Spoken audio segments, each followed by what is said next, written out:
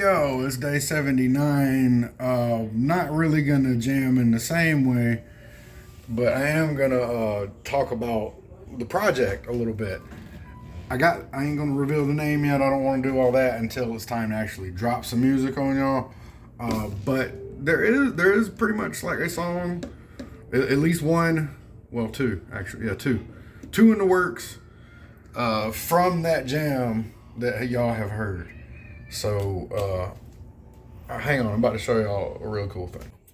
So, those of you who've been following along for a little while now, y'all heard the beat get made with the acoustic guitar riff. This is the acoustic guitar. This is the beat up freebie acoustic that my mother-in-law got for me. One of her innate talents on her character sheet of life is that she finds a good deal or a freebie or something.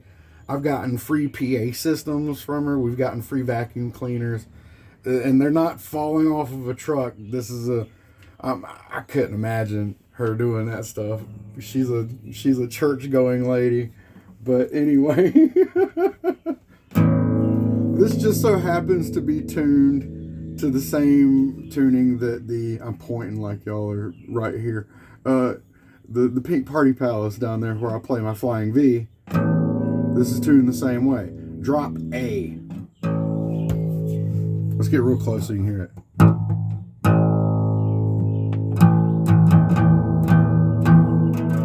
Drop A. So I've been messing around with some of those riffs. Like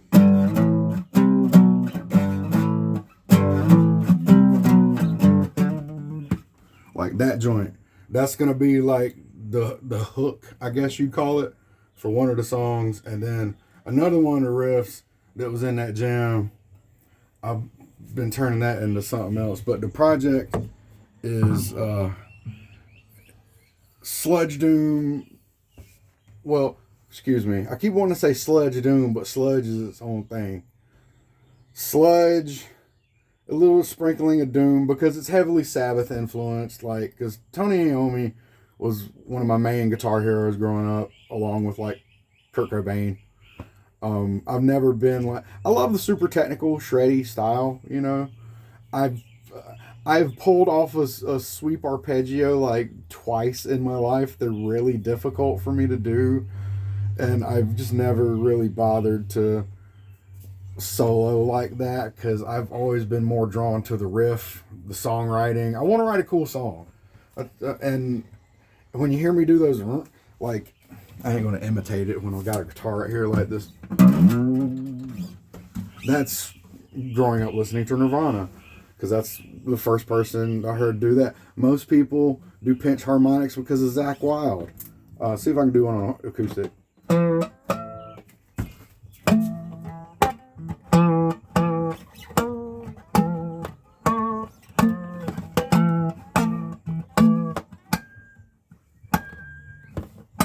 Sad little pinch harmonic. Po little tink tink.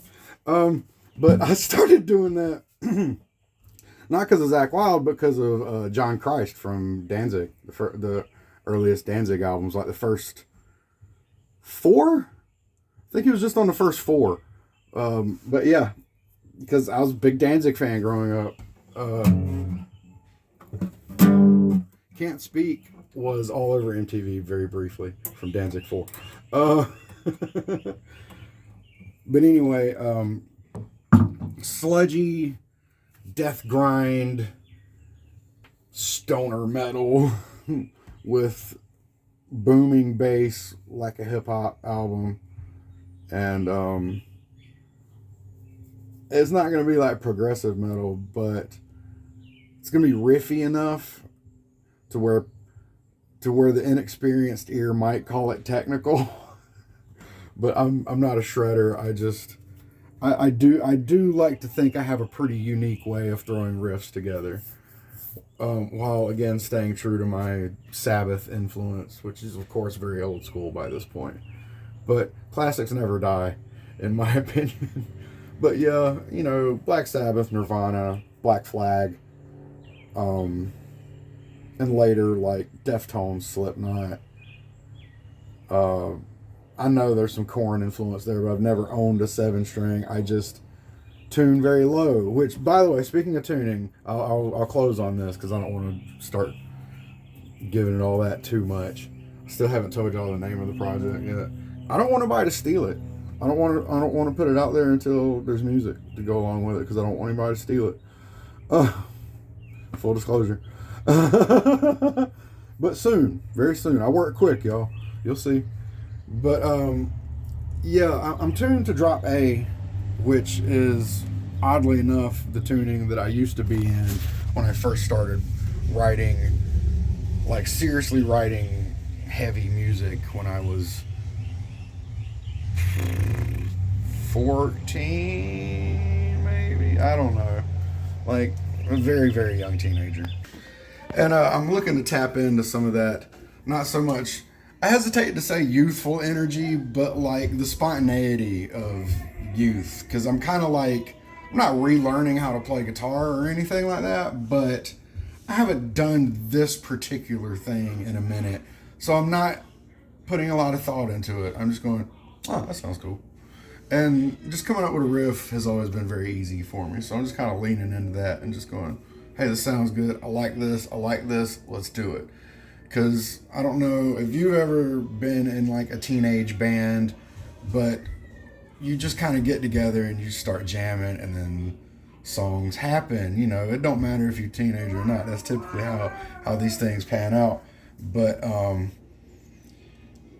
just thinking about all the times that I linked up with a musician once or twice with no intention of ever forming a project, and something would sound good about just me with a guitar jamming with a drummer, or at least a well-programmed drum machine.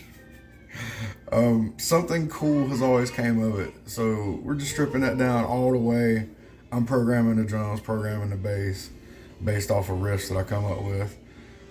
I will own a 5-string bass again one day. I want a 5-string fretless, but one day.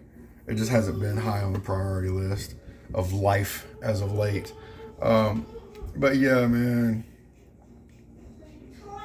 existential sludge. So